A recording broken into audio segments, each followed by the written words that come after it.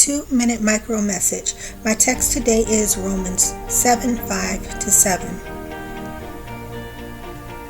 For when we were in the flesh, the motions of sins, which were by the law, did work in our members to bring forth fruit unto death. But now we are delivered from the law, that being dead wherein we were held, that we should serve in newness of spirit, and not in the oldness of the letter. What shall we say then? Is the law sin? God forbid. Nay, I had not known sin, but by the law, for I had not known lust, except the law has said, Thou shalt not covet. Paul reminds Christians that before the new law of grace and righteousness by the Spirit of Christ, they had been under the carnal or fleshly law of Moses. Under the law of Moses, sin had power to produce death.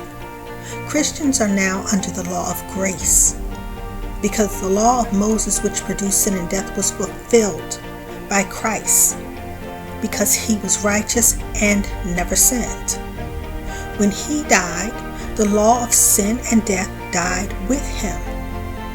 So, just as a wife is freed from the bonds of marriage when her husband dies, Christ's followers have been freed from the law of sin and death because it died with Christ.